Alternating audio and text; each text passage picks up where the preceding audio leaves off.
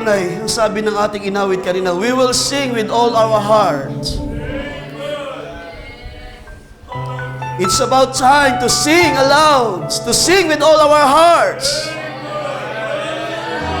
to praise with all our strength, hallelujah, to worship the Lord with all our joy, our heart, our soul, because of His great deeds, hallelujah, because of His great wonder works, hallelujah, sa buhay natin. Ikaw ay karapat-dapat, O Diyos, sa lahat ng bagay. Aming ibabalik sa iyo ang lahat ng papuri, ang lahat ng pasalamat sa araw na ito, Panginoon. Dahil Ikaw ay tunay Diyos na dakila at buhay sa bawat isa. Sumaiyo ang papuri, O Diyos. Sumaiyo ang kalwalhatian, Amang Banal. Receive all the glory and honor and praise to you. Salamat sa iyong gawa sa buhay namin, O Diyos. Salamat sa pagliligtas ng aming mga kaluluwa, hallelujah. Salamat sa katubusan ng bawat isa, hallelujah. Salamat sa mga kagalingan ng aming mga karamdaman, O Diyos. Salamat sa pagre-restore ng lahat ng bagay sa buhay ng iyong mga banal. We're getting closer, hallelujah, in your glory, Lord Jesus. Ang panahon ay napakaisik na, hallelujah. Hindi na magluluwat ang mga panahon na ito. Ang Panginoon ay babalik sa kanyang iglesia, hallelujah. Kanyang susunduin ang kanyang mahal na iglesia. With all His glory, with all His strength and might, hallelujah. Salamat, Panginoong Diyos, na nakilala ka namin sa huling mga araw na ito. Salamat na narinig namin ang iyong tinig sa huling mga araw na ito, O Diyos. Salamat, inaon mo kami sa karumihan ng sanlibutan, Panginoon. Salamat, nilinis mo kami sa aming mga kasalanan, hallelujah. Salamat, pinatawad mo kami, O Diyos, sa aming mga pagsalangsang. Salamat kami, binangon mo sa huling mga araw na ito, O Diyos. Salamat, nakita namin ang iyong salita, hallelujah. Nakita namin ang iyong kalwalhatian sa magitan ng iyong mga salita. Sa iyo ay aming ibinabalik lahat ng papuri at pasalamat sa umagang ito. Panginoong Diyos, purihin ka. Salamat sa iyong mga gawa sa buhay namin. Salamat sa mga dalangin na iyong binigyan ng katugunan, O Diyos.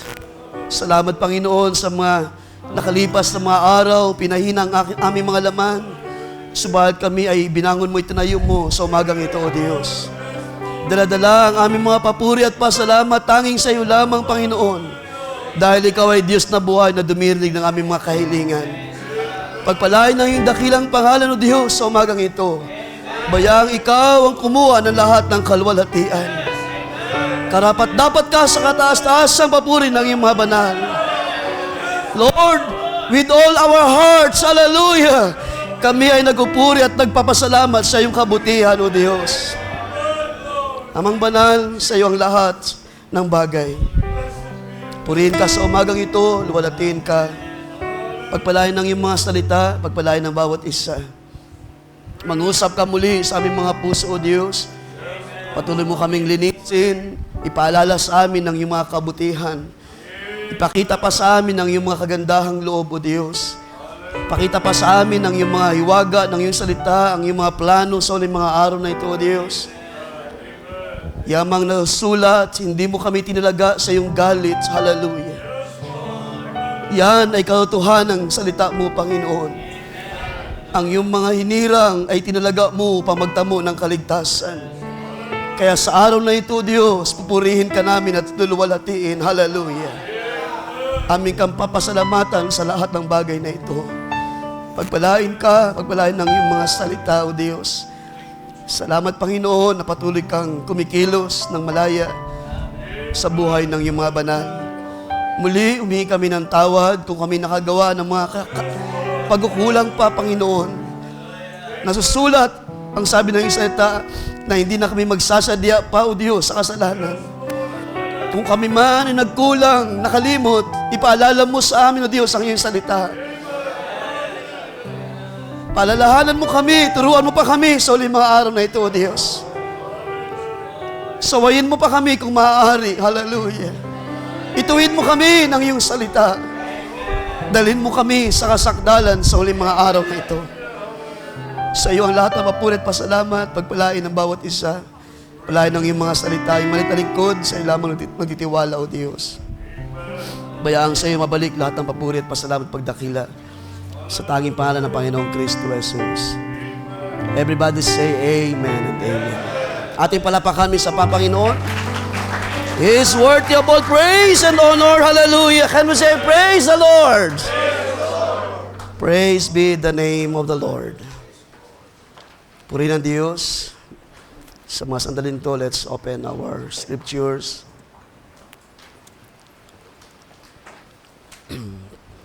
Pinagpala po ba ang bawat isa sa araw na ito?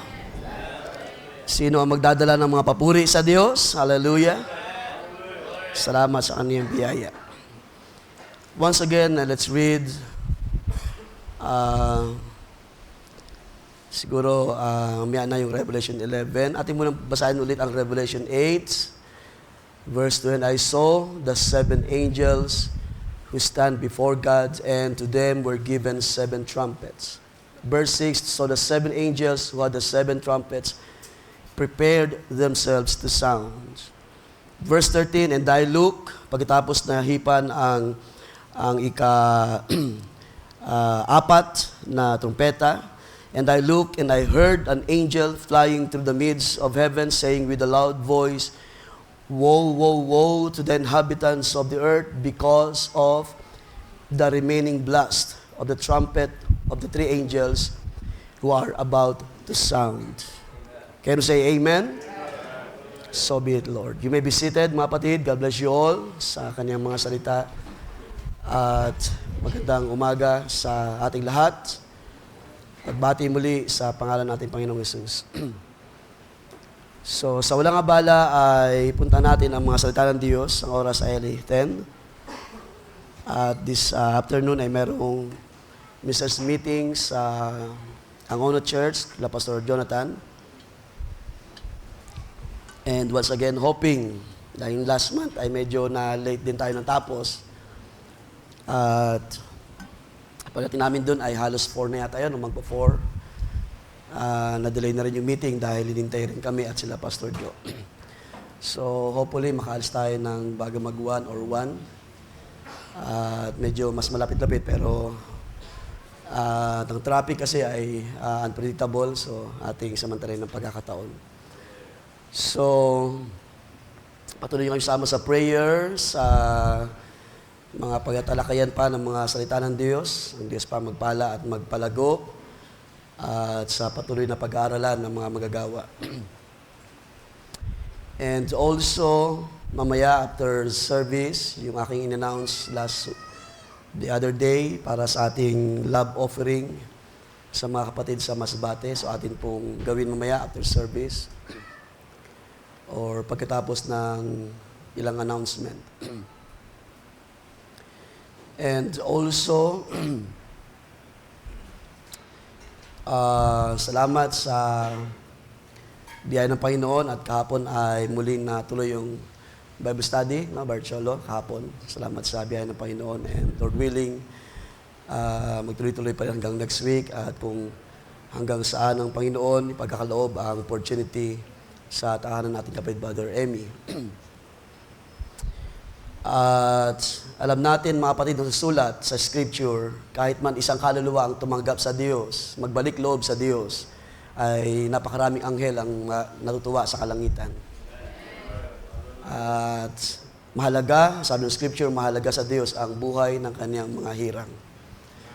Kaya patuloy natin sama sa panalangin ang kaniyang beloved wife at gayon din ang kaniyang anak na dumadanas ng dibirong struggle sa kaniyang personal na buhay.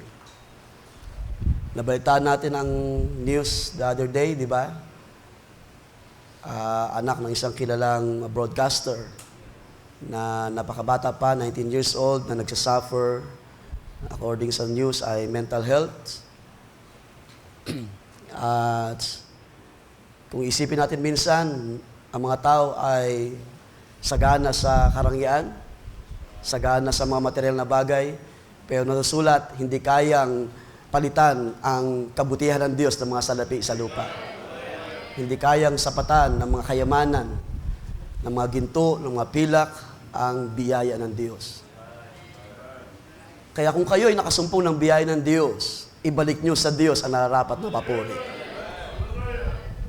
Ang mga tao ay nabubuhay sa kawalan ng pag-asa, nakakalungkot dahil bata pa, accordingly, sabi ay naghang.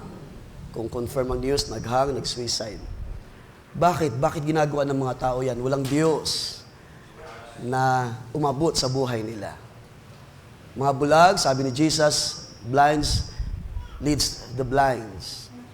Paano naman nila makikita ang kalwalatian ng Diyos sa magitan ng kanyang mga salita? Mga bulag ang umaakay sa mga tao sa ating panahon. Kaya ang sabi ng awit, once I was blind, dati rin tayong mga bulag, pero pinadilat ng Diyos ng biyaya niya ang ating mga mata. Gagalak ba tayo sa biyaya ng Diyos, mga kapatid, sa uling mga araw na ito? May nakikita pa ba tayong mabuti mga bagay na inihanda ng Diyos? Mga pagkilos, mga pag-abot ng Diyos sa ating mga pangailangan, mga dakilang bagay na ipaparanas pa sa atin sa mga huling mga araw? Hindi pa natin naranasan ang buhos ng una at huling ulan. Isang araw, ito ay gagawin ng Diyos sa kanyang iglesia. Salamat sa Panginoon at remind ko lang din, so the other day, 3 days ago yata yon, or Tuesday, I think, konting paalala lang naman siguro para sa ating upper room ay panatili nating malinis. Ang buong iglesia, ang buong church building na ito sa ating gawain. So, naglaan tayo dyan ng trash bin. Hindi naman siguro nakapagod para ilagay sa tamang lagay ng mga naiwan, ng mga matapos tayong kumain, ma-enjoy ang blessing. At naglagay tayo dyan ng karatula na, clean as you go. Kaya nga sabi ng kautusan, di ba? Sabi ng salita ng Diyos, hanggat walang kautusan, ang tao hindi niya alam ang kasalanan. Kung bakit pinahintulot ang law para ipakita sa tao kung ano yung kasalanan na hindi mabuti sa Diyos. Kaya kung kailangan gawin yan, para ma-remind tayo, okay, clean as you go. And, hindi naman natin pinagbawal kumain sa loob ng church dahil kung tuusin ay kung alang-alang lang talaga sa kaayusan ay hindi talaga dapat tayo dito nagdi-dinner, lunch, breakfast. Dahil nga sa kagipitan ng space, wala naman tayo dyan space na sa gilid, sa likod, sa harap, ay ating kinukonsider sa biyaya ng Panginoon as long as panatilihin ang maayos na kapaligiran. Sabi nga nila, cleanliness is next to godliness. So kung tayo ay mayroong mabuting puso, yun yung kasunod. Pagiging maayos, malinis sa paligid, at kaaya-aya sa lahat ng bagay. Puri ng Panginoon at sa mga kabataan din, at I know na hindi talaga naging madali ang mga bagay na nangyari sa ating panahon. Just heard last Friday, ang ating youth minister, youth leader, na nangusap sa harap ng mga kabataan ay parang record yata yon, the shortest, hindi ko alam, Mother Team. So bigla rin ako na napakabilis ng ilang gawain, so may ilang mga bagay lang siguro na pinabot ang ating youth leader. So I hope ang mga kabataan sa iglesyang ito ay nagpapaakay tayo sa Panginoon, inaakay tayo ng Espiritu ng Diyos, magpatianod lamang sa biyaya, sa pagkilos ng salita ng Diyos. At gayon din mga kapatid, bago makalimutan, actually, burden ko na maglagay dyan sa mezzanine ng parang mini library. So Lord willing, by January, we will try maglagay dyan ng lamesa, seats, and some books na pwede nating mabasa. And try natin na bumalik kahit paano sa mga simula na walang gadgets, and then just reading the book. Scripture, Bible, ilang mga babasahin na pwede natin ilagay dyan. magamit sa pag-meditate, pag-aaralan, sharing sa taas. After service, kung wala pa tayong walang plano na pumunta sa ilang mga lakad, then why not magstay after lunch and magbasa, magnilay-nilay sa mga gawa ng Diyos. At kung yan ay mangyari mga kapatid, ay hindi na po natin hayaan din ang mga bata to play sa taas at sikapin natin na maging malinis, maayos ang atmosphere at magamit sa tama ang bagay na yan. So I pray na ang Diyos ang magkaloob mga kapatid. At nabanggit ko rin sa ating beloved Deacon, Brother Jen. By the way, nag-chat siya sa akin at masama kanyang pakiramdam so hindi mo na siya makatin ngayon. At sabi ko, maglagay tayo ng ilaw doon sa gilid para doon sa tapat ng table. So lahat yan ay aking pagtitiwala sa Panginoon. At minsan kasi naisip ko rin kapag mayroong kailangang kausapin, mag-usap, isang magandang place doon sa taas para makapag-usap at mabigyan daan ng ilang mga pangailangan kung kailangan ng advice or ilang mga bagay pa para sa mga kapatiran. Okay, so sa walang abala ay ating puntahan ang ating paksa at sikapin ko na ito ay bilisan lang o unang bahagi ng part 6 para sa araw na ito at ating paksa ay ika-6 na bahagi, The Seven Trumpets Preparing to Sound.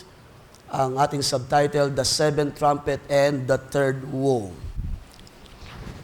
Katulad ng aking nabanggit last Sunday, kung bakit ito ay aking tinitingnan sa ngayon, no, I consider it na ang 3 woes ay related sa last 3 trumpets because of the verse 13 sa chapter 8. Woe, woe, woe to the inhabitants of the earth because of the remaining blast of the trumpet of the 3 angels who are about to sound. And tinignan ko sandali ang, teka, nawala yata. Tinignan ko ang kahulugan ng salitang because. Ang sabi rito, mukhang nawawala na si Google, Ang sumisikat ngayon ay AI. So sabi ni AI, because is used to explain a reason or cause for something, linking an effect to its cause. It can be used as subordinating conjunction to connect a dependent clause. So yung reason, yung dahilan, to an independent clause. So ito yung result. Or as part of the prepositional phrase, because of, which is followed by a noun or noun phrase. So, if we will consider sa ating text na binasa, sa verse 13, ay yun ang pinapakita, because of the remaining blast of the trumpet of the 3 angels. Si Barbanham ay nagsabi siya na ang trumpet represents war. A seal, a mystery unfolding, and a plague is what follows every war.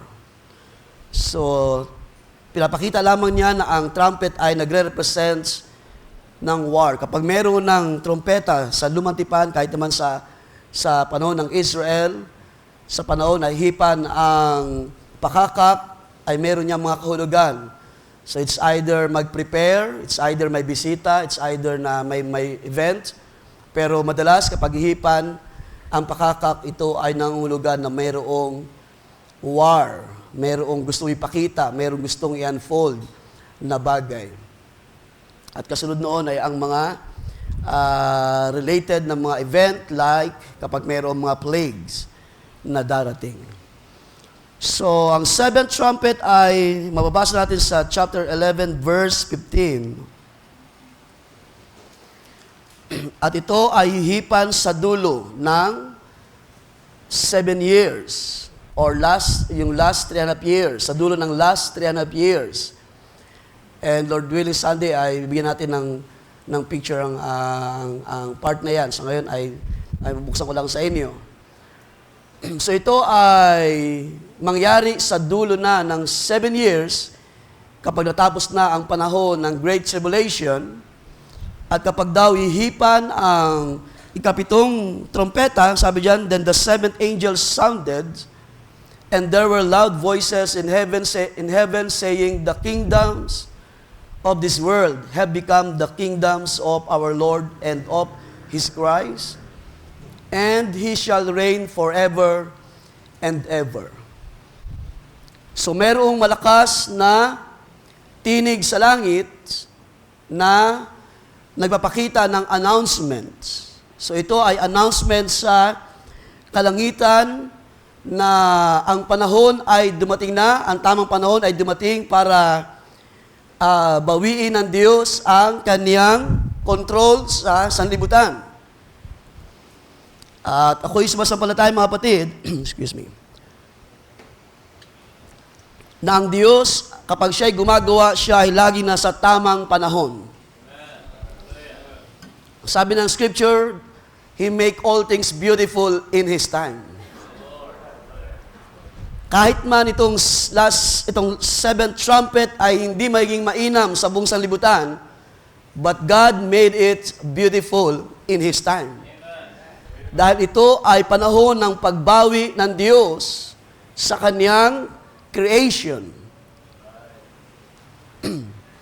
Ang Scripture nagsabi, sa lahat ng bagay ay mayroong sa lahat ng bagay ay mayroong panahon. Di ba? Kung ating babalikan ang Ecclesiastes chapter 3 verse 1, pinapakita riyan, may tamang panahon sa lahat ng bagay. There is an appointed time for everything. Panahon ng kapanganakan, panahon sa lahat ng bagay, sabi diyan, and there is a time for every matter under heaven. Hindi ang Diyos nagkakamali sa kaniyang plano, hindi ang Diyos makakalimot sa kaniyang plano, hindi ang Diyos mauhuli sa kaniyang plano. Ang Diyos ay sakdal, mga kapatid. Siya ay perfect sa lahat ng bagay. At ang panahon ay nilagay ng Diyos, inilatag niya ang bawat purpose under heaven. At ito yung ating sinisikap na ituro sa mga kabataan. May tamang panahon ng pag-aaral. Sa mga following verses, may panahon sa kapanganakan at may panahon sa kamatayan. May panahon sa pagsilang, may panahon sa paglaki. May tamang panahon para mag-aral, mag-build ng business. Pero dapat din natin kilalanin, may tamang panahon para sumamba sa Diyos. And this is, sabi ng Scripture, this is the day that the Lord has made. Sino ang nagagalak at nasisiyahan sa mga gawa ng Diyos?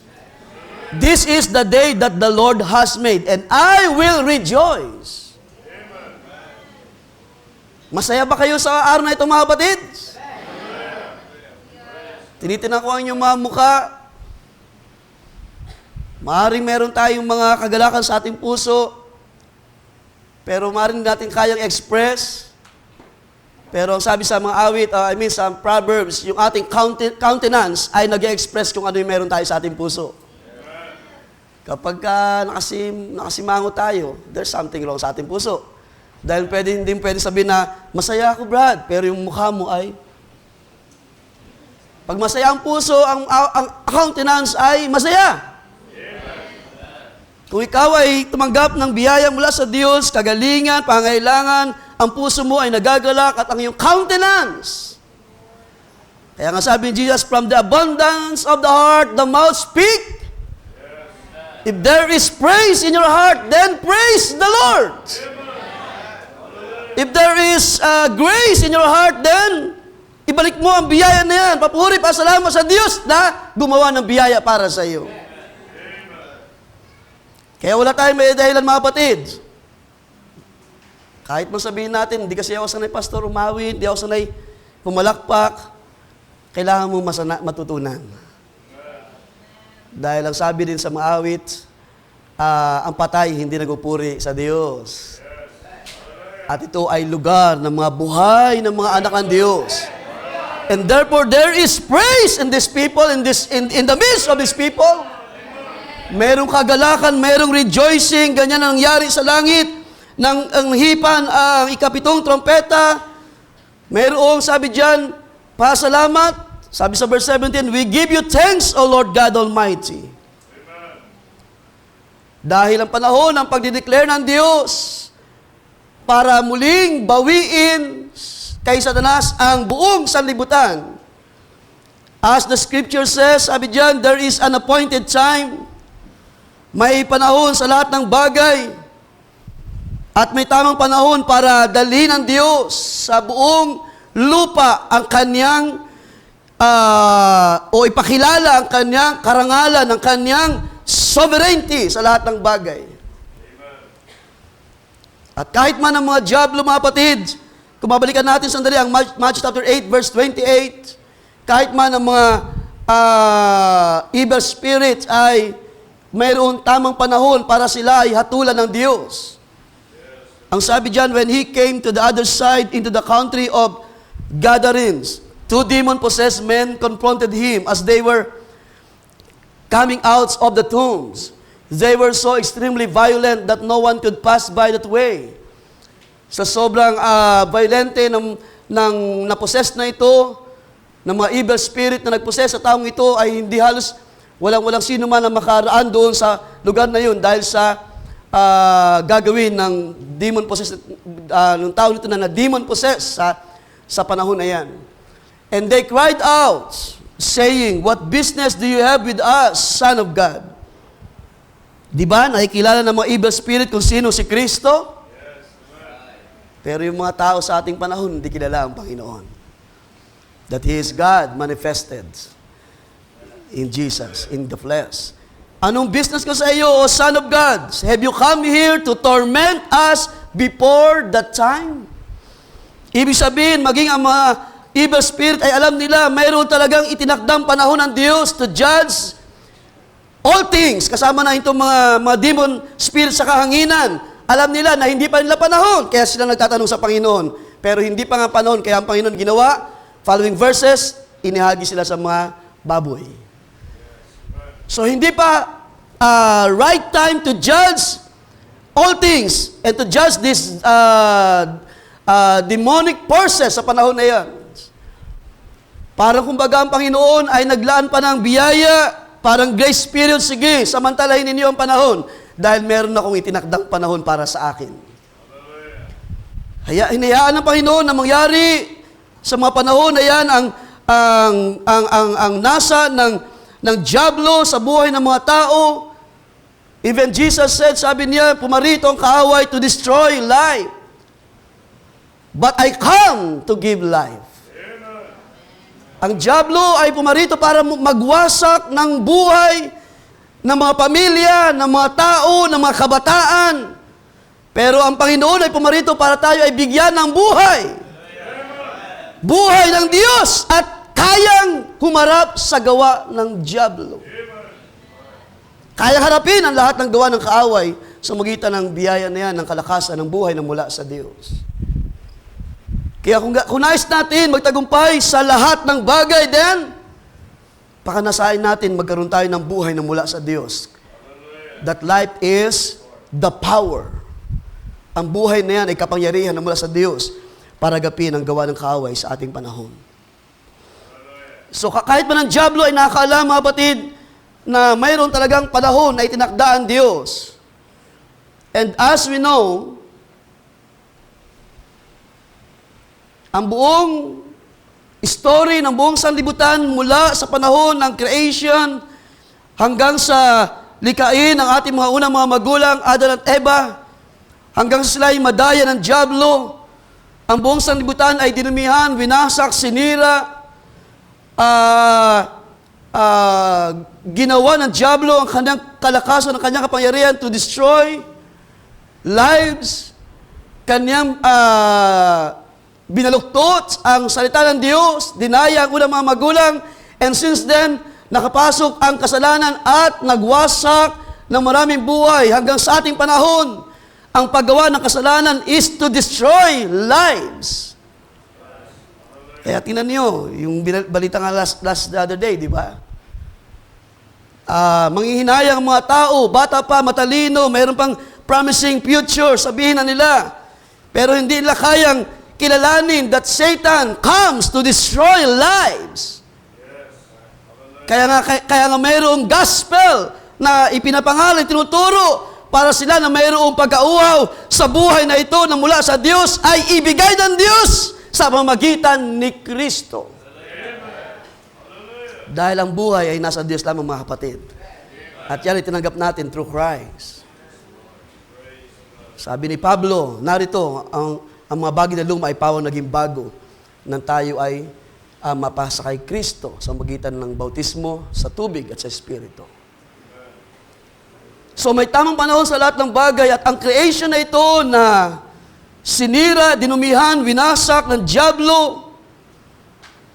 Kaya nga sabi rin ni Pablo sa Romans chapter 8, ang buong creation ay humihibik, nag-aantay, kailan pamahayag ang mga anak ng Diyos. Kasama tayo doon sa creation, longing, looking, waiting. Kung wala tayong ganong desire, ano ang desire ninyo? Manatili sa kasalanan, sa gawa ng kaaway sa ating panahon? Or we are desiring life? We are desiring, we are thirst of something na pangako ng Diyos. Hallelujah. Better than life na mayroon tayo sa lupa, mayroong kaginawaan na naghihintay, pinangako ng Diyos.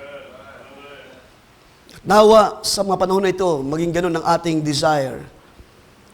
Kung maaari lang, manatili tayo sa presensya lagi ng Panginoon.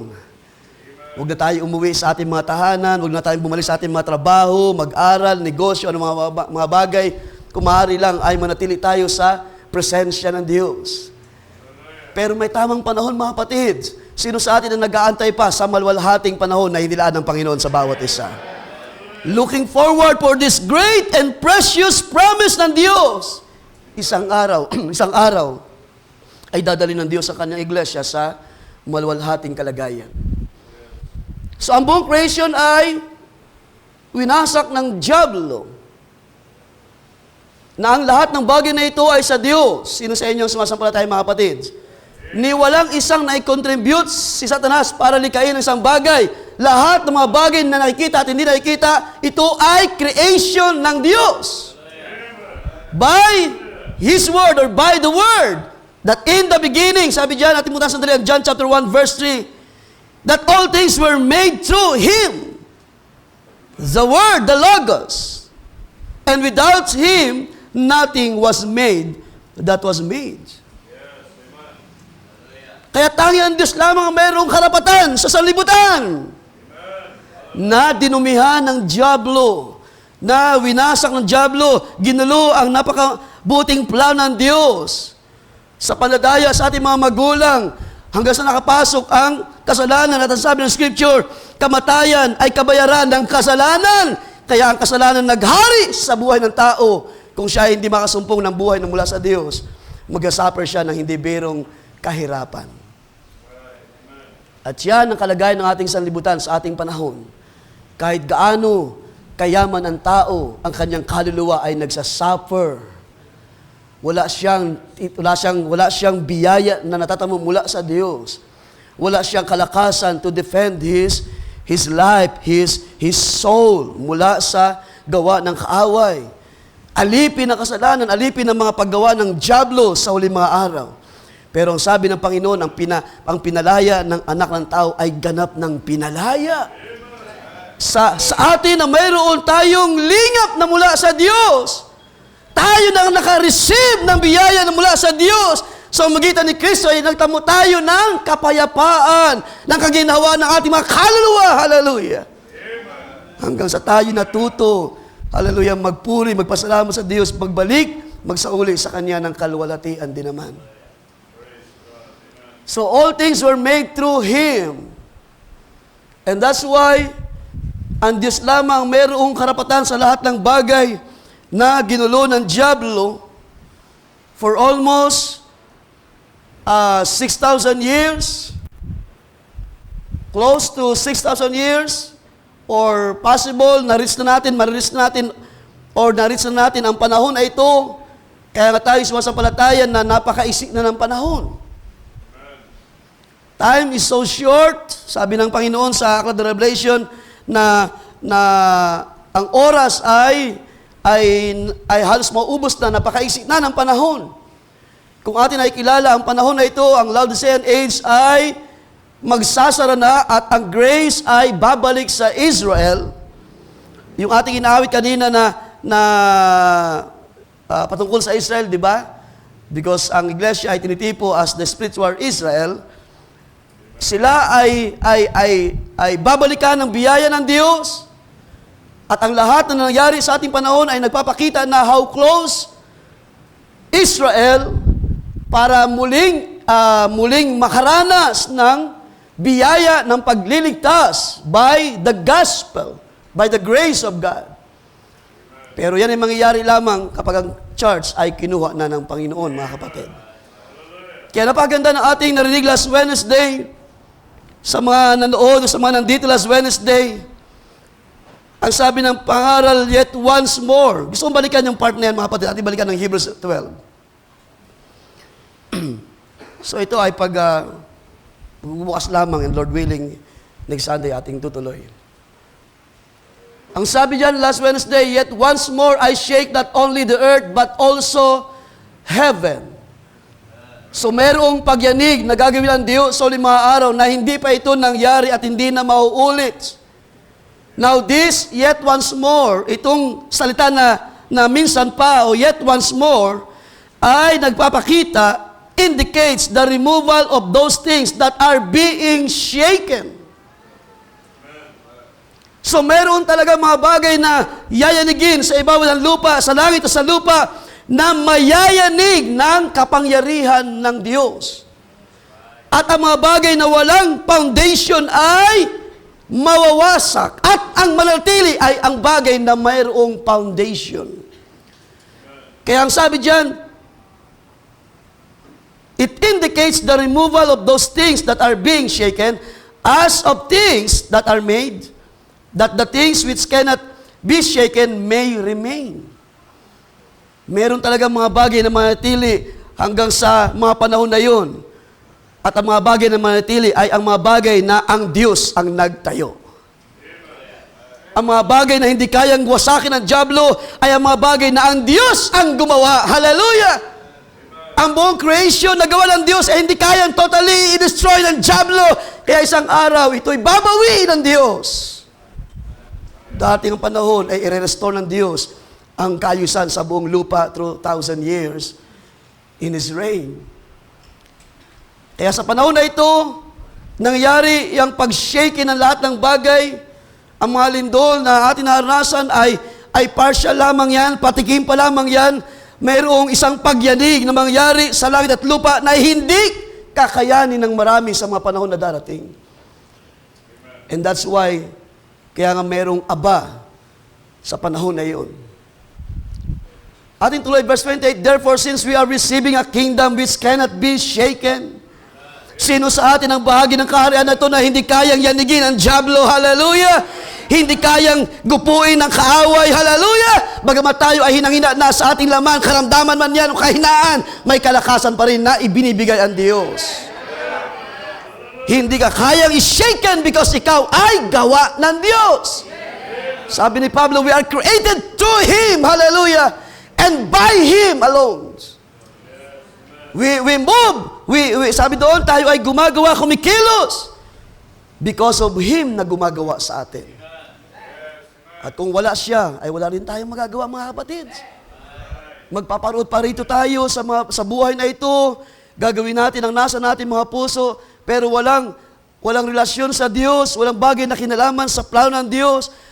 Masasayang lang ang buhay, mauwi lamang sa wala. Pero as for this church, as for the sons and daughters of God, hallelujah, magparoon pa rito man tayo sa mga bagay na ating ginagawa sa ibabaw ng lupang ito, mayroong purpose ang Diyos. Hindi sayang ang mga pagod, ang mga sacrifices sa ministry. Isang araw, magtatamo tayo ng, tawag niyan, ng putong ng buhay na pinangako ng Diyos sa mga panahon na yun. Kaya sabi diyan, since we are receiving a kingdom which cannot be shaken, let us have grace by which we may serve God acceptably with reverence and godly fear. For our God is a consuming fire. Kailan ito lubos ng mangyayari sa panahon na hihipan ang ikapitong trompeta? Dahil sa loob ng seventh trumpet ay may tinatawag din na wrath of God. At yun yung ating sasapuntahan, God willing. Para i-shaken ang buong sanlibutan, mayanig ang dapat mayanig at manatili ang dapat manatili by the grace of God. Kapag ang Diyos ay nagbuhos ng galit sa ibabaw ng lupa, gamitin ko yung salita na ginagamit ng sanlibutan, matira ang matibay. Ang sabi sa kasulatan, sa Lumang Tipan, sino ang tatayo sa harapan ng galit ng Diyos? And that's why sabi dyan ni Pablo, karapat-dapat lamang na tayo ay maglingkod na may biyaya. Paglingkuran daw natin ang Diyos na mayroong biyaya, mayroong lakas, mayroong pag-reverence sa Word of God. Kapag tayo ay tinuturuan, magpaturo tayo sa Diyos. Kapag tayo inaakay, magpaakay tayo sa Diyos. Give reverence. Hallelujah. Mabuhay na mayroong biyaya. Sabi diyan,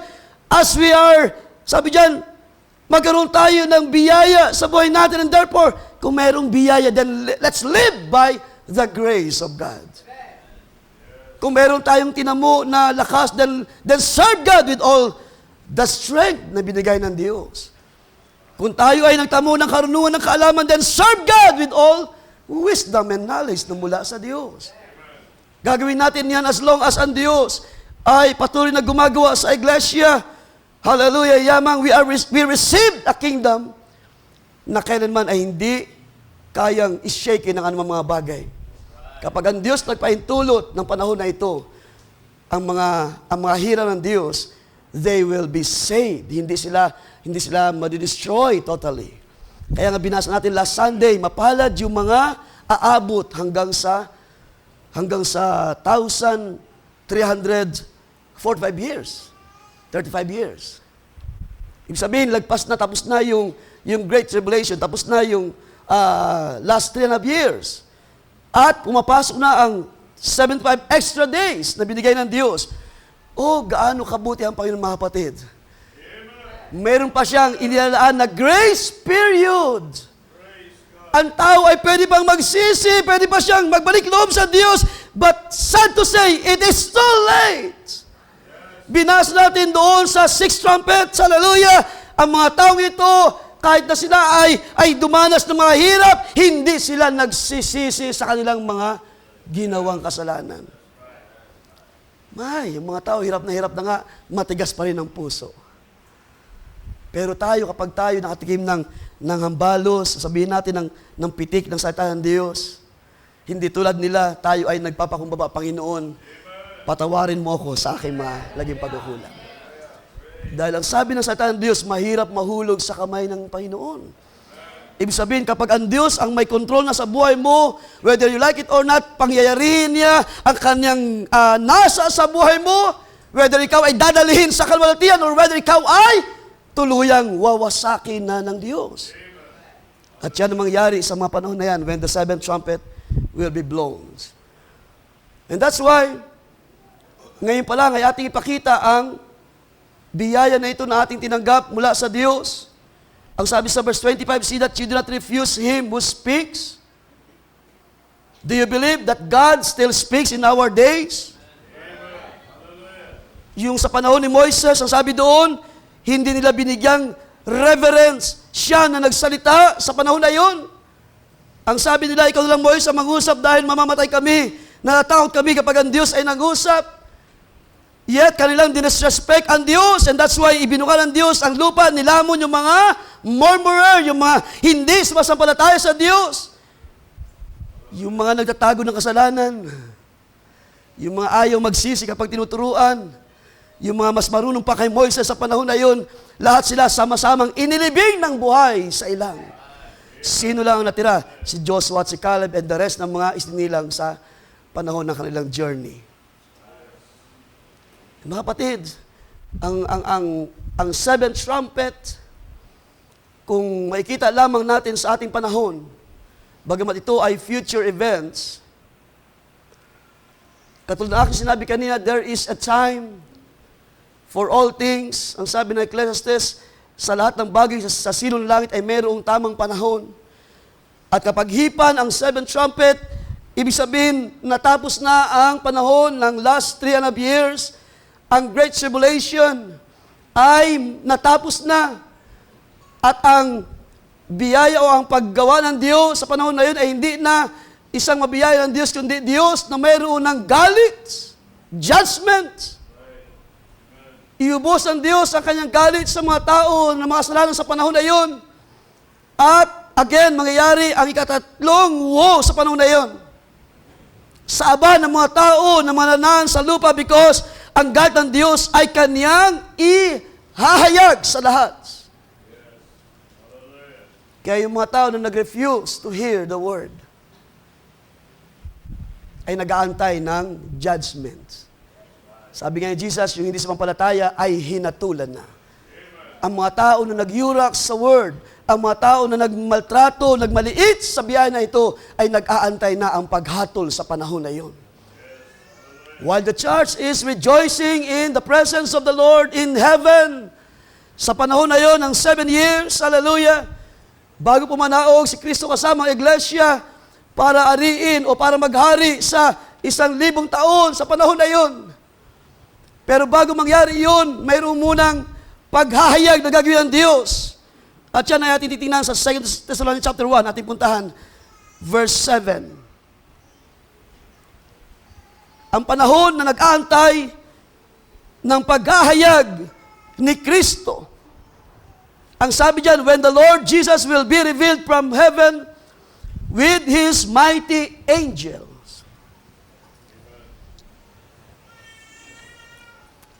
Kaya iniisip ko rin sa mga kamagagawa nung last time natin pinag-aralan.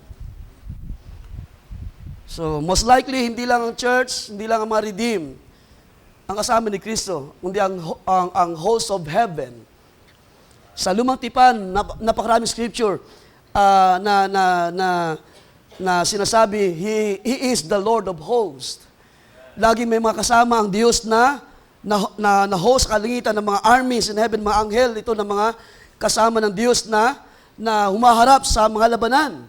At sa panahon na ito, ang pagparito ng Panginoon, hallelujah, ay minsan pa ipapakilala, sabi diyan, He will be revealed from heaven with His mighty angels in flaming fire. God is a consuming fire. Lahat ng pwedeng maabo, masusunog ay susunugin sa araw na yun. Wawasakin ng Diyos sa mga bagay na walang foundation. Hallelujah! Pero salamat sa umagang ito, if you have the foundation, hallelujah! At sino ang foundation ng iglesia? Jesus Christ is our foundation. Siya yung itinakwil na batong panulok. Hallelujah! Pero siya ay naging isang precious stone sa iglesia. At kung wala siya, ang iglesia ay hindi makakatayo sa huling mga araw. Salamat sa foundation na yan na hindi kayang wasakin ng diablo. Hallelujah. Salamat ang foundation ay nagtagumpay. Hallelujah. At ang sabi niya, kung paano kayo nagtagumpay, kayo rin naman ay magtatagumpay. Ang iglesia ay binigyan ng opportunity kasama ni Kristo na isang mananagumpay. Hallelujah. Ang sabi ni Pablo, kayo ay tinawag ng mga overcomers. More than conquerors. Hallelujah. Higit pa sa mga bagay na ginagawa ng tao para labanan ang mga bagay sa lupa, ang mga gawa ng diablo. Yet, ang mga tao ay hindi kayang harapin ang mga hamon ng kaaway. Yung kaisipan pa lamang na ginugulo ng diablo na tinatawag ng mga tao ng mental issues or health.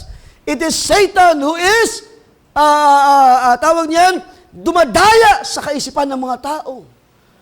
Sinasabi ng dyablo, mamamatay ka na, magugutom ka, wala kang pag-asa, ikaw ay talunan. Lahat na ng pwedeng marinig sa kaaway ay sasabihin sa iyo. Kaya nga sabi ng prophet, ang greatest battle na nangyari sa ating mga pag-iisip.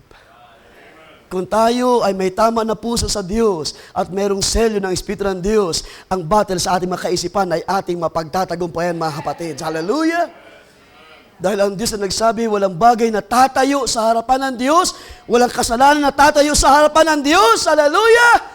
Nang makaharap ni Jesus ang mga evil spirit na nagposes sa tao na yon, alam nila na may panahon na sila ay wawasakin hatulan ng Diyos. Pero hindi pa yun ang tamang panahon, maghintay lang. Sabi ng Panginoon, sige, doon muna kayo sa mga baboy. Pero may tamang panahon para wasakin ang lahat ng bagay. Ang sabi diyan, in flaming fire, dealing out retribution. Dadalhin ni Kristo ang vengeance to those who do not know God and to those who do not obey the gospel of our Lord Jesus. Yung mga tao na hindi nagpakumbaba at hindi kumilala sa anak ng Diyos, hindi sumampalataya sa anak ng Diyos, nang sabi ng Scripture, without Him there is no light. Amen. In Him was light, and the light is the light of man. Amen. Wala tayong liwanag ngayon kung walang buhay ni Kristo sa buhay natin. Hallelujah! Kung bakit atin nakikita ang lahat ng mga bagay na malinaw by the grace of God, because there is a light in you. Amen. And by the grace of God, yung ilaw na yan, yung buhay na yan, ito yung sumisinag ng maliwanag sa buhay natin.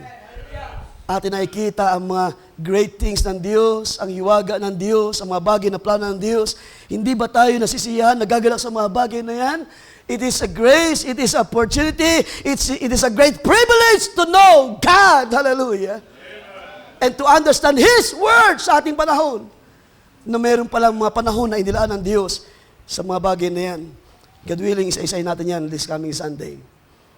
So sabi dito, these people will pay the penalty of eternal destruction. So nag-aantay ng tamang panahon para sigilin ng Diyos ang mga taong ito na hindi sumampalataya at nagyurak sa Ebanghelyo. Kanilang minaliit ang grace of God. Kanilang pinalitan ang mga bagay ng Diyos. Yung mga natural na mga bagay, sabi ni Pablo, Romans chapter 3, I think, kanilang pinalitan ng mga bagay, hallelujah, na hindi naaayon sa nature. Kaya nandyan yung mga homosexuality sa ating panahon. At sa panahon na ito, naging abundance, naging sagana. Noon, 50 years ago, 60 years ago, ang mga gay, lesbian, excuse me sa word ang mga homosexuality ay nakatago inside their closet. They have appeared to open up dahil sila ay hindi magiging maayos ang kanilang paningin sa mga mata ng mga tao. But not in these last days. Sa ating panahon ay naging laganap. Could you imagine 7 years old? 7 years old, 8 years old, na kumikending-kending na, at ang mga magulang tuwan-tuwa pa. Diba? Ano yan? Merong deceiving spirit. Pero kung alam natin ang katuwiran ng Diyos, learn from the parable, learn from the proverbs, na inyong turuan ng mga bata hanggang sa kanilang paglaki, hindi nalalayuan ang biyaya ng Diyos. Ang salita, ang kalooban ng Diyos. And that's what we are doing sa ating mga bata. Kaya kung meron dito mga napapansin nyo, mga bata at that age, sa halip na kayo ay matuwa, i-correct agad natin. Mga magulang, baka natutuwa pa tayo, dinadamitan pa natin ang mga damit pang babae. No, God forbid. Ituro agad natin sa kanila, at young age, may tama na postura, may tama na ugali ang mga anak ng Diyos. May tamang pagsasalita, may tamang ayos. Kapag ikaw ay growing old, at ang lagi mong kasama ay puro mga babae, there's a question sa iyo. Wala bang panahon para ikaw ay makipag lubilo sa iyong mga kauri? There's something wrong. Pero hindi naman mali na makipagkaibigan sa mga babae. Pero yung sabihin, inalalagay mo sa ayos ang yung sarili sa harapan ng Diyos. Alam mo kung ano yung sabi ni Pablo na nararapat at kung ano yung mabuti sa harapan ng Diyos. What is excellent before God, ang tanging nakakaalam lang yan ay yung mga anak ng Diyos na mayroong pahid ng Espiritu ng Diyos. Because ang Espiritu ng Diyos, He searches all things, sabi ni Pablo, at pinapakilala sa atin ang lahat ng bagay para sa ating mga pangangailangan. Then, sabi diyan, magbabayad ito, mga tao ito ng mga kasalanan, ng eternal destruction, away from the presence of the Lord and from the glory of His power, when He comes to be glorified among His saints. So, kaya kinukonsider natin na together with the angels, then there is saints of God, na kasama ni Kristo sa panahon ng kanyang revealing. On that day, and to be marveled at among all who have believed, because our testimony to you was believed. So bakit mahalaga mga kapatid na ating kilalanin ang salita ng Diyos? Because ang mga pautuan na ito ay pinaniniwalaan sa mga panahon na kalipas. Ibig sabihin, totoo ang ebanghelyo ni Kristo. Totoo yung mga unang mga panahon na itinuro, ipangaral na mayroong isang napako, namatay pero nabuhay na maguli. Totoo ang mga pagtuturo ng salita ng Diyos. Ang testimony of Christ ay pinaniwalaan, sinampalatayanan, at ang mga sumampalataya ay pinagpala ng biyaya ng Diyos. Ibig sabihin, totoo yung mga bagay na ito na nangyari, at ang mga bagay na mangyayari pa ay pangyayarihin ng Diyos. Kaya itong revealing of Christ ay isang araw ipapakilala ng Diyos sa buong sanlibutan while the church is in the presence of the Lord. Ang sabi diyan, the Lord will be revealed in heaven. And that's why ang seventh trumpet ay proclamation of the kingdom of God. Ibig sabihin, ito ay pag-a-announce na ang kaharian ng Diyos, ang buong sanlibutan na inalipin ni Satanas, ay babawiin na ng Diyos sa magitan ni Kristo. Kanyang ipapahayag hindi lamang sa mga nandoon sa kalangitan, kundi sa lahat ng creation.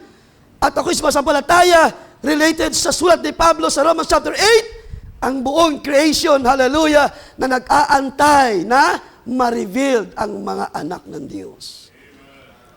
And that is that day, mga kapatid. That He will, sabi sa ating binasa, siya ay mag-glorified among His saints, together with His mighty angels, as the heavens shouts, sabi doon, balikan natin, the kingdoms of this world have become the kingdoms of our Lord and of His Christ, and He shall reign forever and ever. Kaya hindi na muli itong maaagaw o magagambala pa ng dyablo. Mula sa panahon na yon, ito ay pag-aari na muli ng Diyos. Ang buong kontrol, ang buong kapangyarihan. Kaya nga sabi natin inawit, kaya napakainam, your truths be reign on us, Lord God. Salamat, sino ka pasalamat sa katotohanan sa ating panahon, mga kapatid. Pwede ba ating palapakan ng Panginoon by His grace? We thank you, Lord, for the truth. We thank you, Lord Jesus, sa iyong pag-akay sa iyong iglesia. We thank you, Lord Jesus, sa pagsisil ng buhay namin. Hallelujah. Taglay natin ngayon na hindi birong lakas at kapangyarihan by the presence, by the Spirit of the Lord. Hallelujah. Kaya sino sa atin magsabi, Pastor, Kuya Cholo, Barbuboy, mahina pa rin ako. No. Ang Espiritu ng Diyos na nasa iyo ang magpapalakas sa iyo. Kapag siya'y dumating, ang sabi ng Panginoon, hallelujah, tayo ay dadalhin niya sa buong salita ng Diyos. Ano man kanyang marinig ay kanyang ipapahayag, hallelujah, at walang bagay na ililihim siya sa kanyang iglesia. And that's why the truth reigns in the church sa ating panahon. Ang katotohanan na ito ay naghahari hindi sa mga masuwayin, kundi sa mga pinili ng Diyos sa uling mga araw. Kaya ang sabi diyan, ang kaharian nito ay, this world have become the kingdoms of our Lord. Pagdating sa verse 16, and the 24 elders who sat before God on their thrones fell on their faces at nagpasimulang sumamba sa Diyos. saying, We give you thanks, O Lord God Almighty, the one who is, and who was, and who is to come, because you have taken your great power. Hindi naman ibig sabihin na wala kapangyarihan ng Diyos, kundi Kanya nang gagawin ayon sa Kanyang kapangyarihan. Dumating ang panahon to execute the judgment. Because you have taken your great power and reigns, the nations were angry, and your wrath has come.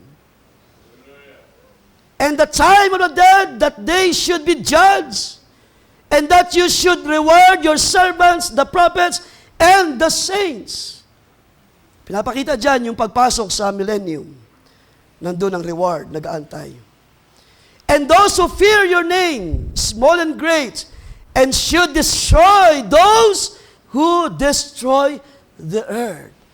So merong tamang panahon para wasakin ng Diyos yung mga nagawasak sa buong sanlibutan. At ang panahon na ito, kapag hipan ang seventh trumpet, ay mangyayari ang pagbubuhos ng galit ng Diyos.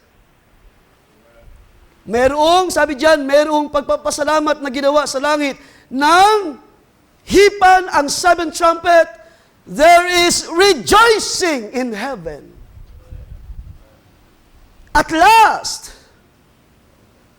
because I believe so, katulad ng binasa natin kanina sa Matthew, these evil spirits know their time, and also those who are in heaven knows, by the grace of God, they know that this is the time to reclaim kung ano yung bagay na ginulo ng kaaway para ayusin na muli ng Diyos. Pero isang nakakalungkot na bagay, hindi ito madaling pag-aayos na kailangan ng pagbubuhos ng galit ng Diyos sa mga panahon na yon. Paano maghari si Kristo sa ibabaw ng lupa sa millennium kung ang sanlibutan ay hindi babawiin ng Diyos? Paano ipapakita sa mga banal, sa mga mananampalataya that we will reign with Him? To those who overcome, I will grant them to sit with me on my throne, to reign with me on my throne. Kung hindi babawiin ng Diyos ang buong sanlibutan na inalipin ng diablo, hindi mangyayari ang pag-ahari ni Kristo. And that's why kailangan munang bawiin ng Diyos ang lahat ng bagay at hindi magiging madali ang paggawa nito ng Diyos dahil ang Kanyang galit ay ibubuhos sa ibabaw ng lupa. Verse 18, balikan natin. Anong sabi diyan? So hindi natin pupuntahan ng maraming mga bagay, mga kapatid, because meron pa kaming meeting mamayang hapon. Ang sabi sa verse 18, the nations were angry, and your wrath has come. Sa buong 7 years, ang lupa ay nakaranas ng hindi birong judgment. Consider as judgment. Sa first 3 trumpets, ang 1/3 ng lupa ay napailalim sa judgment ng Diyos. Mostly in the Middle East. Nang hipa ng 4th trumpet, ang 3rd part ng heaven ay na-smite ng Diyos. At of course, naapektuhan din ang lupa sa mga panahon na yon. There's so much suffering sa panahon na nakalipas. Hallelujah. At gaano pa yung 3.5 years na paghahari ng Antichrist, so much suffering in this land. Kaya nga sabi doon, di ba, last Sunday, yung first part ng last 3.5 years ay very critical sa ibang lupa because ng buhos ng Diyos ang Kanyang judgment. Hallelujah! Anumang uri ng pagkilos ng diablo na lumabas mula doon sa bottomless pit at gumawa sa halos, ilan yun? 1/3 of people na inhabitants of the earth was exposed sa gawa ng diablo at nang nasa silang mamatay, hindi sila mamatay-matay. So this land has so much suffering for about 7 years. Wala pa nga yung 7 years, ang lupa ay nag-suffer sa ating panahon. Wala pa nga yung mga panahon na ito. The creation of God groaneth for the glory of God. Nasaan ang mga anak ng Diyos ngayon? Tayo ba ay nagnanasa, nag-groaning ba tayo, Panginoon? Kailan yung takdang panahon na iyong ibinigay sa iyong iglesia? Ang sabi ni Pablo, until the fullness of the Gentile has come in. Hallelujah! Pag nangyari ng mga bagay na yun, papasok na ang unang taon, ikalawang taon, hallelujah, ang last 7 years, at ang Great Tribulation, at ang galit ng Diyos. This whole world is in suffering. At sa panahon na ito yung pinakamabigat na mangyari, mga kapatid, that your wrath has come. Kaya nga, itong 7th trumpet, I consider ito yung last woe. Considering Revelation 8, verse 13, the 3 woes related to the remaining blast of the last 3 trumpets to be sounded. And I can say, katulad din natin mababasa doon sa Revelation 14:14, ang buong sanlibutan na ito nadadaan sa 7 vials na galit ng Diyos. Pagkatapos itong mga bagay na ating binabasa, mga kapatid, ay ang prelude ng 7 vials right after the proclamation that this kingdom becomes the kingdoms of our Lord. 7 vials will pour. At ang Revelation 14 verse 14, ang sabi doon, ang buong sanlibutan ay dadaan sa great winepress of the wrath of God. Ang buong sanlibutan ay dadanas ng isang dakilang katulad ng pagtapak sa mga ubas. Hallelujah! Na sumisimbolo ng great wrath of God. Nang sabi doon, ito yung aking nabagit last time, na ang dugo, ang sabi diyan,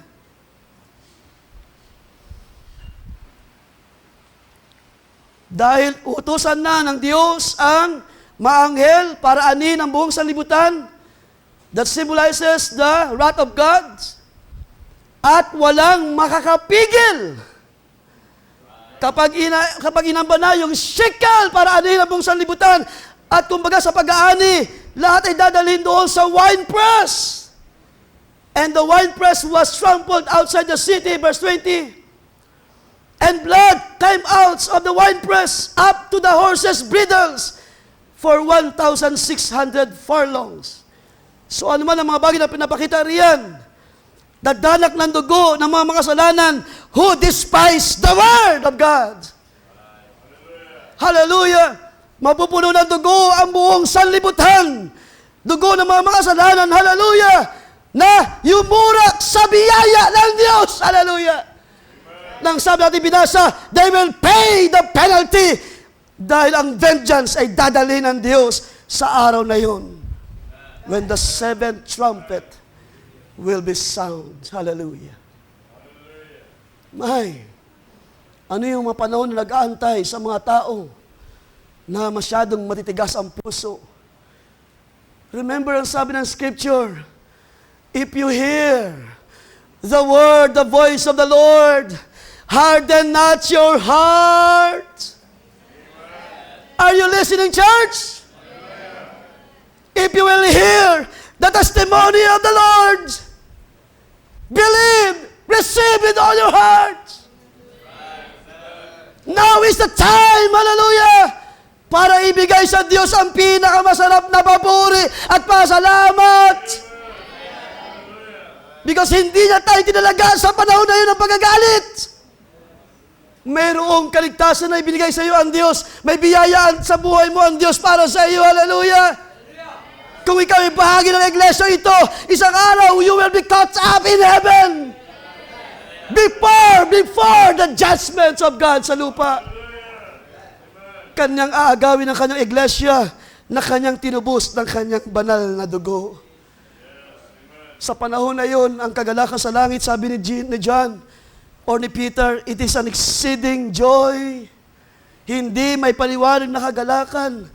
Paano ba ipapaliwanag ang kagalakan na yun? Hindi pa natin kaya ipahayag ngayon because hindi pa natin naranasan. But I believe so, kung ano yung kagalakan natin sa ating puso ngayon, longing. Hallelujah! Dahil ako'y sumasampalataya, iba yung joy na meron ka ngayon kaysa yung joy na meron ka sa sanlibutan sa panahon na ikaw ay hindi pa mananampalataya. Ang kagalakan mo ngayon ay joy of the Lord. Hallelujah! And the joy of the Lord is our strength. Kapag ang Diyos ay nagbigay ng kagalakan, mayroong kalakasan para sa iyo.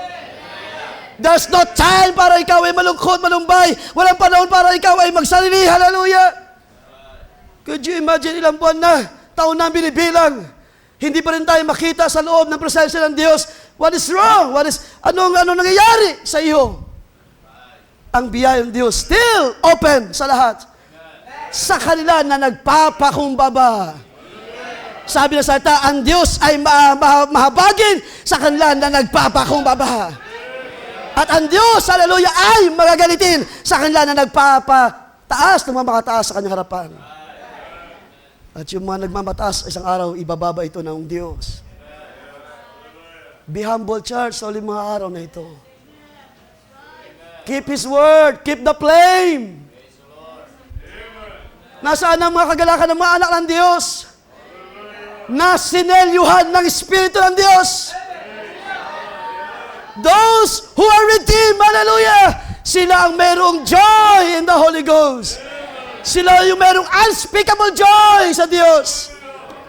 Hindi kayang tawaran, hindi kayang palitan ng mga bagay sa lupa. Kahit nakulang tayo ng mga kinakain maghapon, walang merienda, walang tanghalian, hindi ibig sabihin niya ang Diyos ay nagkulang sa iyo. Ang Diyos pa rin ay natiling tapat, hallelujah. Minsan parang gusto lang sabihin ng Panginoon, mag-diet ka muna. Paminsan-minsan, palipas ka naman ng lunch. Paminsan-minsan, para yung laman daw natin, yung cells, ay mag-recover sa kanyang sarili.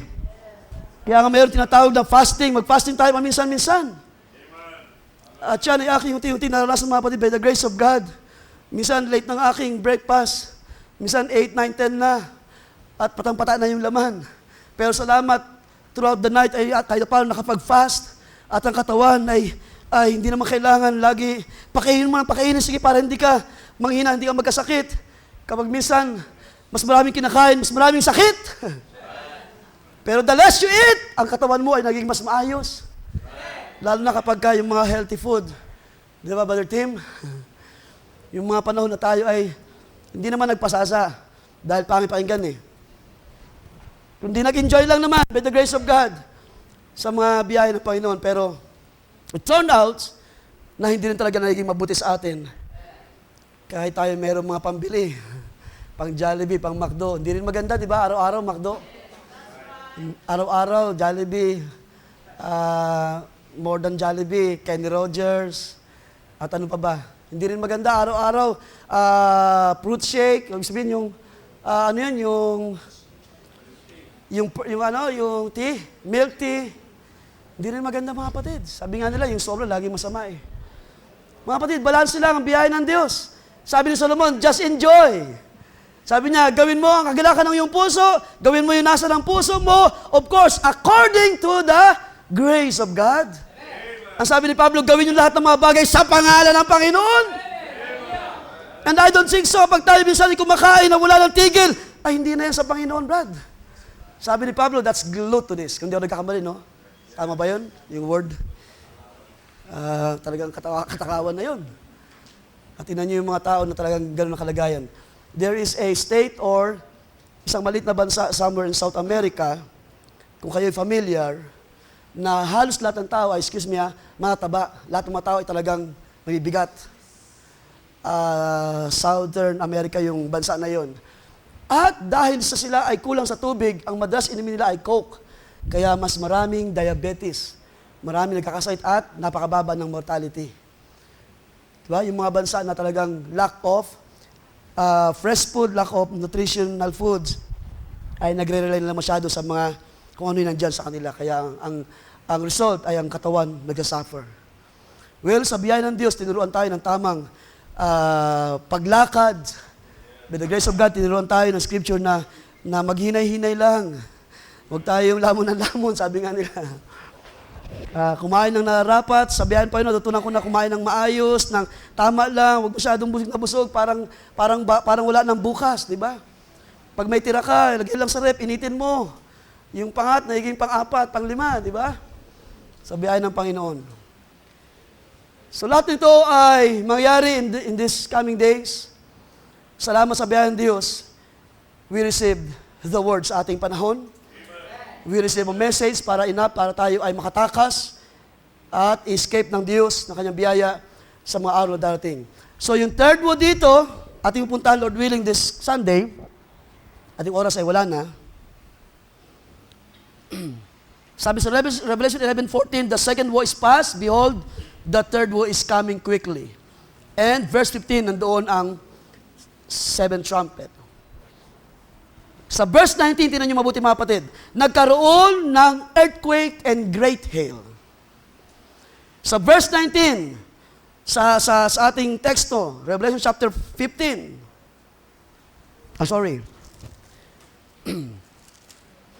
chapter 11, verse 19. Again, nagkaroon ng lightning, noises, thunderings, earthquake, and great hail.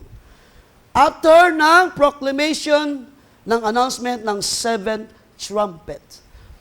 At saan ito mangyari? In all inhabitants of the earth, as the chapter 8 verse 13 says, na maranasan ng buong sanlibutan.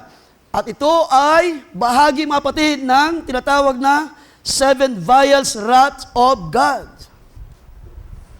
Tingnan niyo mga kapatid, even Jesus, John 3:36, sabi niya, the one who believes in the Son has eternal life. Sino sumasampalataya sa magang ito?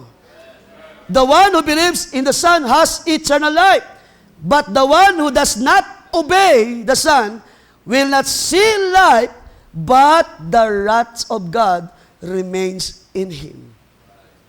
Sa habag, sa kaaba-abang kalagayan ng mga tao sa panahon na yun, na hindi sumampalataya, not having the Son in their life, at wala silang taglay na eternal life through the Son, and because they did not obey the Son, ang nag-aantay sa mga taong ito ng mga kasalanan, the wrath of God is waiting for them. Sa biyaya ng Diyos, binigyan tayo ng sapat na pagkaunawa. Ulitin ko mga kapatid, as I am closing. By the grace of God, nakita natin sa Scripture, hindi tayo tinawag o hindi tayo hinira ng Diyos para sa araw ng pagkagalit. Hindi ito nakikita ng lahat. Maaaring hindi ito tinanggap ng lahat. And because they did not obey the gospel of Christ, they're being disobedient sa word of God. Kaya nga sa aba ng mga matitigas ang puso. Ulitin ko mga kabataan, sa aba, mga young people na hindi marunong makinig sa mga panuturo ng Diyos sa mga panahon na ito. The wrath of God is waiting for you. Pero kung ikaw ay magpapakumbaba at magpapaturo, then grace will come to you. Ang sabi dyan, ating mutahan ng Romans 5 verse 8, God demonstrates His own love toward us. Well, salamat sa demonstrasyon ng pag-ibig ng Diyos para sa atin. Sino sa inyo nagagalak sa bagay na yan? In that while we were still sinners, Christ died for us. Much more than, higit pa nga, having now been justified by His blood, we shall be saved from wrath through Him. Si Kristo lamang ang tanging daan. Siya ang ating katubusan, siya ang ating kapangyarihan, kalakasan. Sa pamamagitan niya, tayo ay ililigtas ng Diyos sa galit na darating. Sa pag-ubos ng seven vials, after ng announcement ng seven angel, sa pamamagitan ng seven trumpets sa panahon na yon, ang church ay ililigtas ng Diyos. Ang church ay kanyang dadalhin sa kanyang presensya. 1 Thessalonians chapter 5 verse 9. Magtatapos ako sa part na ito mga kapatid. 1 Thessalonians 5:9, sapagkat tayo hindi itinalaga ng Diyos sa galit. Sino sa inyo ang nagagalak sa bagay na yan? Pwede ba natin palapakan ng Panginoon mga kapatid? Oh, glory to God! Hallelujah! Hindi ako itinalaga ng Diyos sa galit! Hallelujah! Oh, naging mabiyaya siya sa buhay ko, sa buhay mo, sa buhay ng bawat isa. Salamat sa kahabagan ng Diyos. Salamat, may pag-ibig na na-demonstrate sa iyo. Hallelujah. Oh, salamat ako itinagtas ng Diyos sa araw ng galit sa panahon na yon. Dahil sa aba ng mga tao na nananahan sa ibabang lupa, harap sila sa seven vials of wrath of God. Ay, ano kaya ang suffering na mangyayari sa mga panahon na yon? We will look on that, mga kapatid, by the grace of God. kundi sa pagtatamo ng pagkaligtas sa pamamagitan ng ating Panginoong Jesucristo. Siya ang tanging daan. Hallelujah! Siya ang kaligtasan, siya ang buhay, siya ang lahat-lahat para sa atin. Hallelujah! Oh, siya ang katuwiran ng Diyos na ibinigay para sa atin. Tayo nang walang sariling katuwiran, salamat, dinamitan tayo ng biyaya ng Panginoon. Oh, kay sarap ng presence ng Panginoon as we're singing, hallelujah, the glory of the Lord cover us. Panginoon, i-cover mo pa kami ng iyong kalwalatian. I-cover mo pa ang iglesia ng iyong salita, hallelujah. Para ang kaaway, wala na siyang magawa sa mga pinahiran ng iyong spirito, hallelujah. Ang kaaway ay doon lamang sa labas. Wala siyang lugar sa loob, hallelujah. Because we receive, again, we receive a kingdom na hindi masishaken. Walang magagawa ang influensya, kapatid.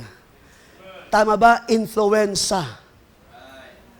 Kahit tayo na influensahan, dinapuan ng sipon, ubo, sakit ng katawan, wala na siyang magagawa sa iyong kaluluwa. Ang iyong kaluluwa ay nasa kamay ng Panginoon, sealed by the blood. Sealed by the power of God. Hallelujah! Wala nang makakaalis pa sa Kanya na nasa aking kamay. Ang Diyos ay gagawa para sa iyo, kapatid. Hallelujah! Anumang karamdaman, anumang kagipitan. Kaya tama na ang pag-worry. Naalala ko lagi na-advise sa ating Pastor Franco, kahit mag-worry tayo all day, magpuyat ka, huwag ka matulog sa mga kabalisahan, wala nang magagawa ang pag-worry mo. Sabi ni Jesus, sino magdulugtong, magdadagdag sa atin ng isang bahagi ng siko ng sukat sa buhay natin, wala na. Ang lahat ng bagay ay tapos na sa paningin ng Diyos, sa kaisipan ng Diyos.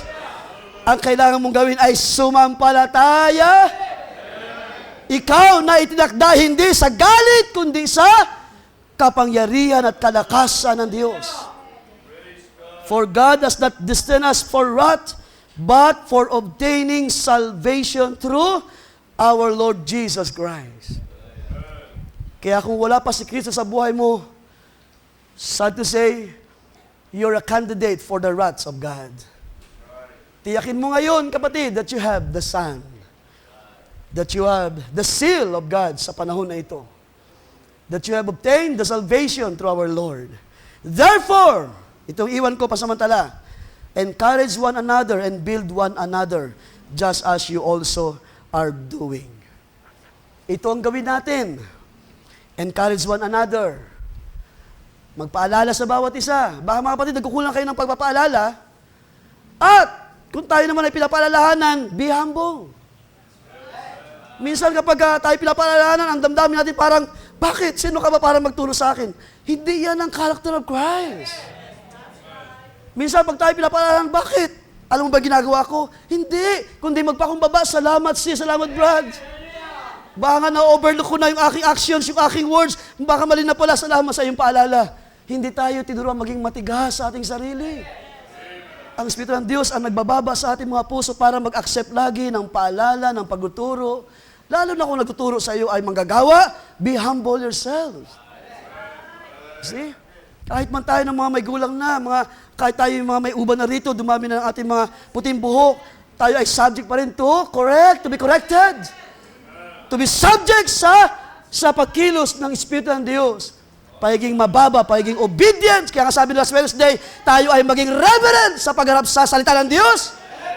Huwag natin i-reject, i-ignore. Katulad ng mga tao sa nakalipas na they reject Him who speaks sa kanila sa panahon nila. Who spoke them sa kanilang panahon. At yung mga tao ito na nag-ignore sa grace na yon, nag-suffer ng death doon sa wilderness. Hindi pa doon nagtatapos, mga kapatid. Sila ay haharap sa great white throne judgment. Akala nila, tapos na doon na. No, may nag-aantay pa na white throne judgment. Ay, salamat sa biyaya ng Panginoon. Ating palapakan ng Panginoon, mga kapatid.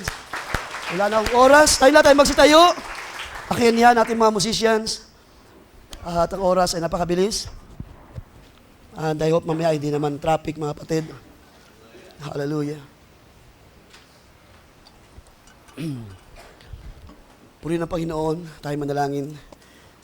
Pasalamat sa kanyang mga salita. Panginoon Diyos, muli, sa iyo ay may balik lamang ang paborit pasalamat sa iyong mga salita, O Diyos, for giving us, Panginoon, sa mga panahon na ito, understanding, wisdom, at hindi namin maunawa ng mga bagay na ito without you, O God, by your Spirit, na nagsabi, ang iyong Espiritu ang siyang magtuturo sa amin, magdadala sa iyong iglesia sa uling mga araw sa buong katotohanan. Pagpalain ang iyong mga salita sa buhay namin, O Diyos. Pagpalain ka na ikaw ang siyang nagtuturo, naggagabay sa buhay namin at patuloy nagpapalago ng aming panampalataya, nagpapatibay sa aming pagkaunawa sa iyo, O Diyos. Sa iyo ang lahat ng papuri at pasalamat, Lord God. Pangyarihin mo ayon sa iyong salita sa uling mga araw na ito, O Diyos. Pagpalain ang iyong iglesia, kapayapaan, kalakasan, lahat, O Diyos, na iyong mga pangako ay ibuhos mo sa iyong mga banal sa uling mga araw na ito. Sa iyo ang kapurihan, kalwalatian, pasalamat for your word. Sa pangalan ng Panginoong Kristo Jesus. Amen and amen. At ay palapakan sa Panginoon.